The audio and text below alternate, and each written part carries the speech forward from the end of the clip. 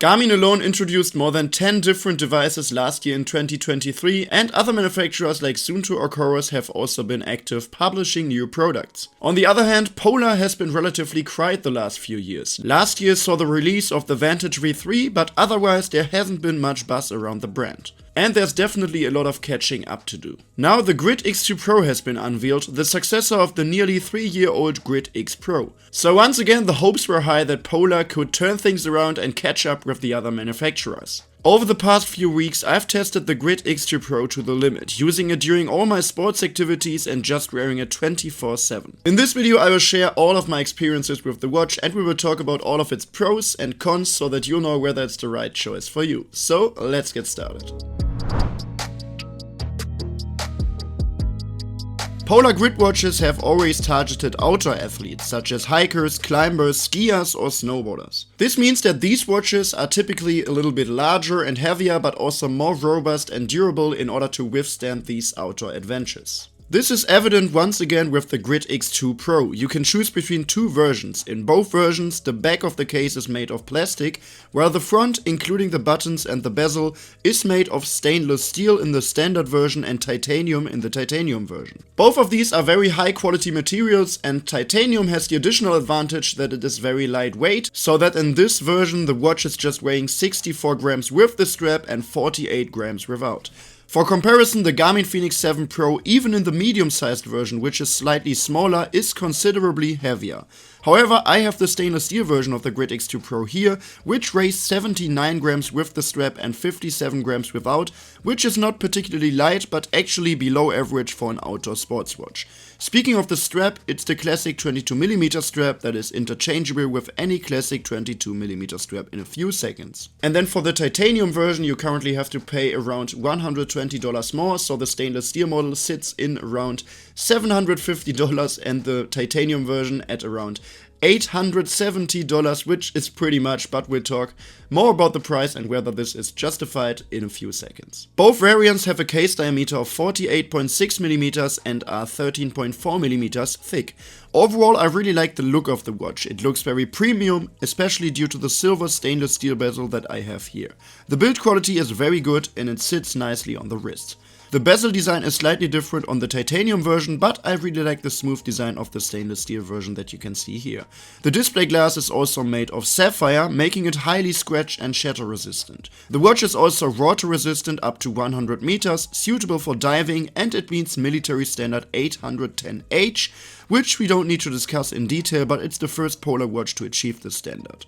The design and build quality of the watch is also the biggest difference compared to the Vantage V3, which is mostly made of aluminum, lacks sapphire glass and is lighter and less robust. And then Polar has also equipped the Grid X2 Pro with an AMOLED display, which we have previously seen on the Ignite 3 as well as the Vantage V3, but not on Polar's Grid series yet. AMOLED displays in general are very bright, colorful and high contrast. According to Polar, the maximum brightness is up to 1050 nits, which is not at the level of top tier smartwatches, but still impressive for a sports watch.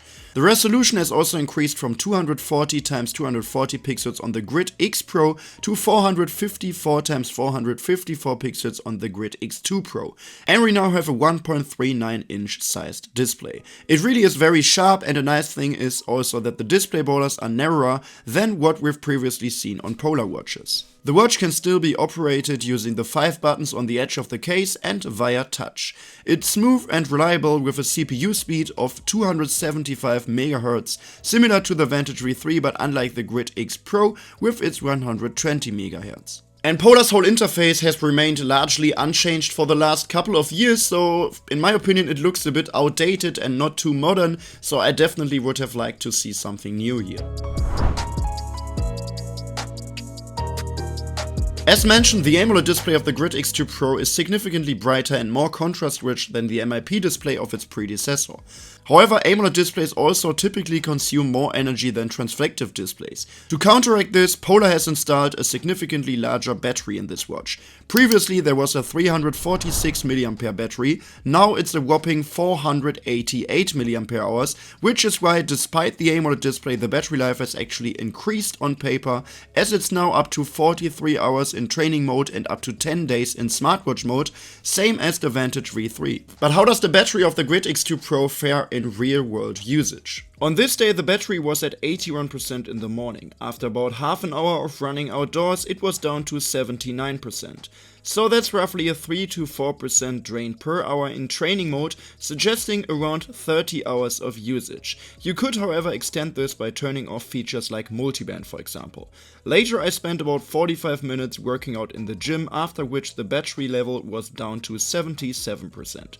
Though my workout was done for the day, I used the watch intensively while recording this video, for example, and tracked my sleep at night as well. By the next morning it was at 64%. So over these 24 hours it lost 17% of its charge. Extrapolating, it would last around 6 days, which is totally fine for me. If you're not recording 2 workouts daily like me, you could easily stretch it to 8 to 9 days. And be aware that personally I don't use the always on mode. If you do, expect battery life to roughly half from the stated durations. I mentioned earlier that the biggest difference between the Grid X2 Pro and the Vantage V3 is the build quality. But specifically, this is not only the biggest, but pretty much the only difference between both watches, as the Grid X2 Pro is now really just a Vantage V3 in a more robust and more durable case. So if you've already seen my video on the Vantage V3, you will already know most of the features that we'll talk about now. Just as with the Vantage V3, Polar once again uses its Elixir system. This is essentially Polar's collective term for all sensors and measurements, including the heart rate sensor, SpO2 sensor, skin temperature sensor, and all the associated health data. Blood oxygen and skin temperature also play an important role in sleep analysis, which is once again very well done.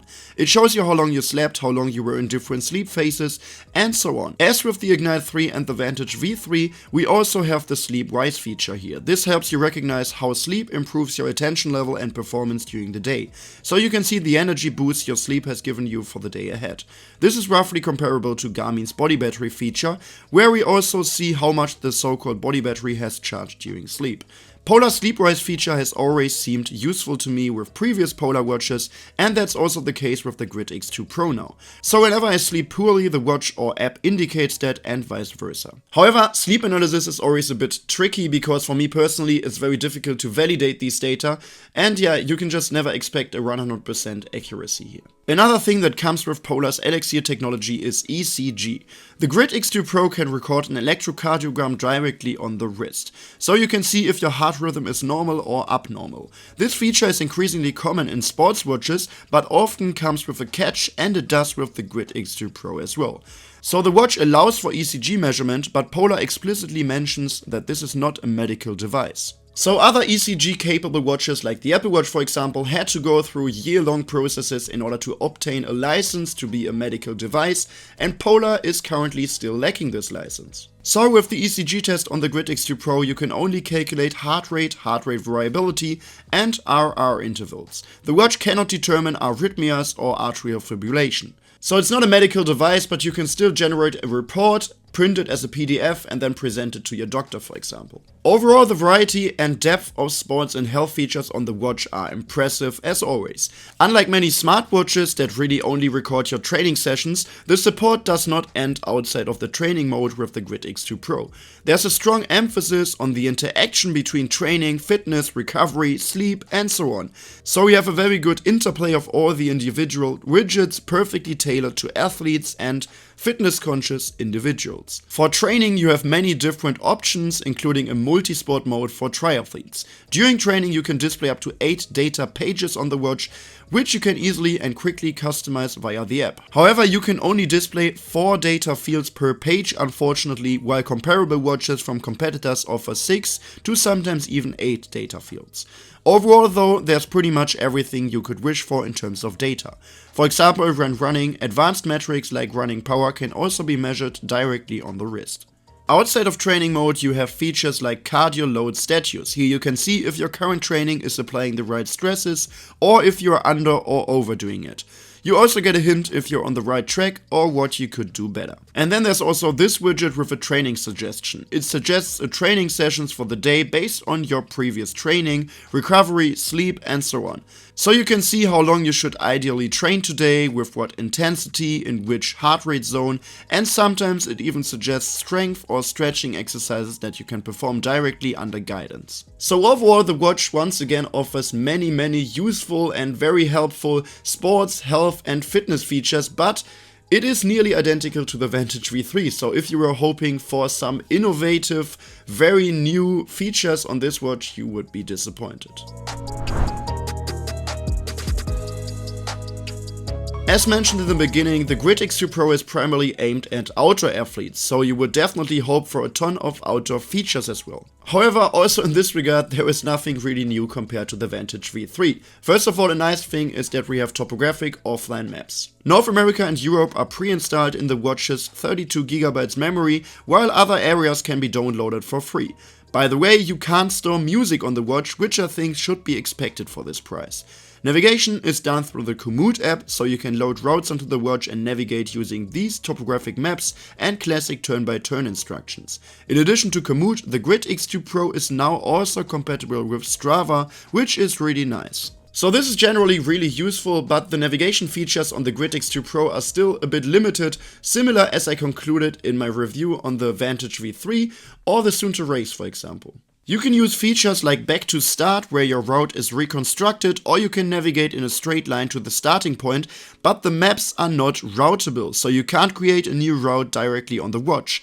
So you can plan your routes in advance, load them onto the watch and navigate based on them. Here you get turn-by-turn instructions and everything else you need to complete the route. So basically what we have is we just have some map images on top of the GPX route data, which works great if you pre-plan your routes in advance, but yeah, like I said, you can't create a new route on the watch, so this is a bit limited compared to other sports watches for outdoor usage. So if you happen to get lost with the Grid X2 Pro, you can just either run back the exact same way or have a straight line display to the starting point. However, what is nice is that you now see the historic breadcrumb route, which wasn't the case before. But anyway, like I said, there's definitely still room for improvement for the outdoor and navigation features on the Grid X2 Pro, especially when we compare it with its competitors. On the bright side, for outdoor athletes, there are a few new statistics, namely vertical speed and ascent speed, which are particularly useful for cycling. As for GPS technology, the so-called multiband GPS is still in use here. And in many of my previous tests, I could already prove that multiband GPS is indeed a bit more accurate than the classic GPS. However, for the Polar Ignite 3, this was definitely not the case. This watch was very inaccurate for me personally, but things were better for the Vantage V3. So let's take a look at how things are for the Grid X2 Pro. This watch has the same GPS chip as these watches, but as I said, the case is built very different, and that always affects accuracy as well because of the different antenna design. Therefore, Polar promises even better GPS accuracy with the Grid X2 Pro. But can the watch really live up to that claim? Here you can see a short running route of mine, but unfortunately there were a few inaccuracies. Right at the start, according to the Grid X2 Pro, I'm running straight through these buildings, which was not the case, of course. Then, according to the watch, I crossed the street, only to then run through this store, across the parking lot and through these buildings again. In reality, I was just running along this street, up to this intersection, turned here, continued running, and for example, I definitely didn't go through this small wooded area either, but rather along this street and across this bridge. Then I followed this path here, while the watch indicates that I ran across the fields. From this point on, it seems the watch got its bearings, and from then on the recording was very accurate. However, for such a short running route, there were definitely too many inaccuracies. Next, as always, I drove into the forest and walked the exact same path back and forth. As we can see here, the watch tracked that very well, even though I was sometimes deep in the dense forest where GPS typically struggles. The outbound and return paths are close together. For comparison, here in yellow you can also see the Garmin Fenix 7X Pro, which is slightly more accurate, but yeah, in this test the watch performs similarly to the Polar Vantage V3 or for example the Soon to Race. So in this case the Grid X2 Pro is definitely very accurate.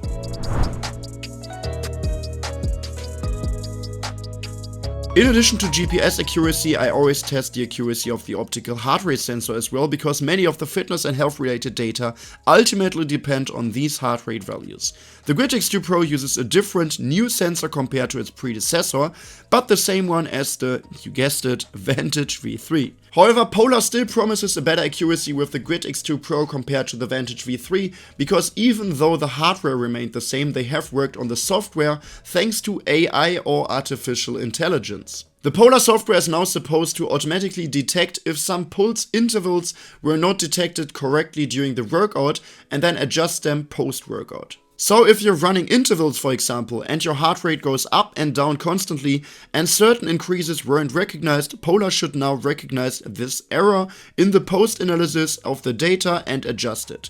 So your real-time data might actually differ from the data in the post-analysis. To check how accurate the heart rate measurement really is, once again, like always, I wore the watch during all of my workouts and I wore a chest strap at the same time, and then I compared both data sets afterwards. Here we see one of my running sessions with the watch data in red and the chest strap data in blue.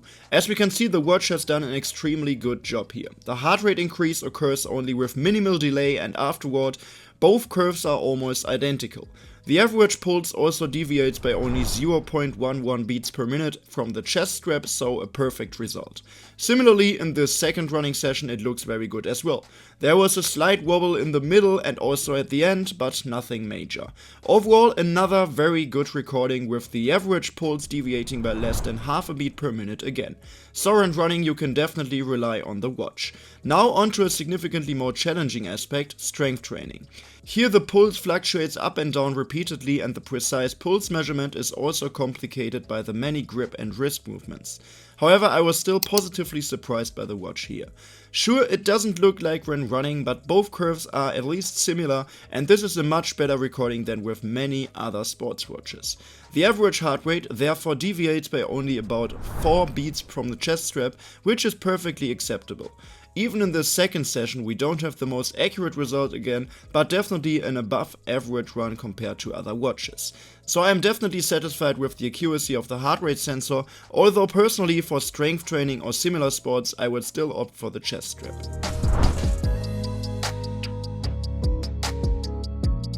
So what can we conclude about the new Polar Grid X2 Pro? Well, first of all, this one is definitely a very good watch. The Grid X2 Pro provides a very wide range of features, especially with the many well thought out sports and training features, as well as the health features for everyday life. Plus, the watch is also super robust and high quality, has a strong battery life, and is also accurate. So Polar has brought its outdoor sports watch series up to date, as the Grid X Pro was already 3 years old. But to be honest, this watch doesn't really impress me too much, which is partly because it is essentially just a new version of the Vantage V3. There are no new features whatsoever, or the few new features like displaying the historic breadcrumb route or the compatibility with Strava will also be available on the Vantage V3 via an update. The entire interface is still the same, and some of the known flaws from Polar have not been revised. This includes, for example, that the watch still cannot create routes, which is just not ideal for an outdoor sports watch. Another even more important factor is the price, because the watch is now significantly more expensive than its predecessor, and with its $750 for the stainless steel version or $870 for the titanium version, it is the same level as the Garmin Epix Pro, for example, which in turn offers way more features. Especially the outdoor and navigation features of the Epix Pro are, in my opinion, clearly superior to those of the Grid X2 Pro. And then there's the Suunto Race, for example, also a robust, high-quality outdoor sports watch with an AMOLED display and many features that comes in at just around half the price at $450. And that's exactly the problem for me. If this watch would cost like $500 or $600, I would definitely recommend it, because it definitely has its advantages.